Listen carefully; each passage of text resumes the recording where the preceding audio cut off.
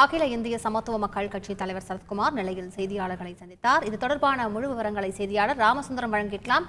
ராமசுந்தரம், வணக்கம். ராமசுந்தரம், இந்த சந்திப்பு குறித்த முழு விவரங்கள் என்ன ராமசுந்தரம்? அதாவது நெல்லை மாவட்டத்தில் நடைபெறக்கூடிய ஒரு திருமண நிகழ்ச்சிக்கு கலந்து கொள்வதற்காக அகில இந்திய சமத்துவ மக்கள் கட்சியுடைய தலைவர் சரத்குமார் தற்போது நெல்லைக்கு வந்திருக்கிறார். நெல்லையில தற்போது செய்தியாளர்களையும் சந்தித்து வருகிறார்.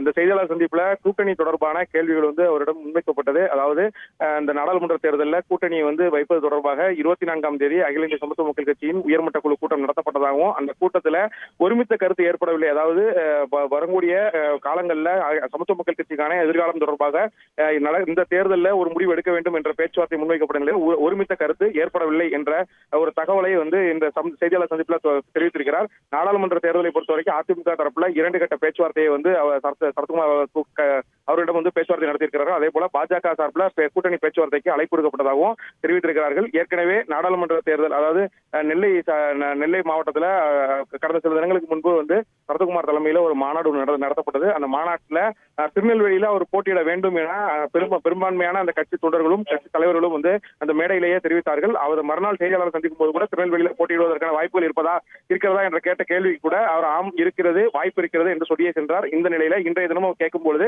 ஒரு வார காலத்திற்குள் நான் போட்டியிடுவது உறுதி அல்லது இல்லை என்ற தகவல் வெளியிடப்படும், அது திருநெல்வேலியாக இருக்கலாம், அதற்கு வாய்ப்பு இருக்கிறது என்ற வார்த்தையும் தெரிவித்திருக்கிறார். நாடாளுமன்ற தேர்தலுக்கான கூட்டணி பேச்சுவார்த்தை தொடர்ந்து நடைபெற்று வருவதாகவும் ஒரு வார காலத்திற்குள்ள தீர்க்கமான முடிவு அறிவிக்கப்படும் எனவும் அவர் தரப்பில் தெரிவிக்கப்பட்டிருக்கிறது. முழு விவரங்களுக்கு நன்றி ராமசுந்தரம். அகில இந்திய சமத்துவ மக்கள் கட்சி தலைவர் சரத்குமார் நெல்லையில் செய்தியாளர்களை சந்தித்தார். இது தொடர்பான முழு விவரங்களை செய்தியாளர் சொல்ல கேட்டோம்.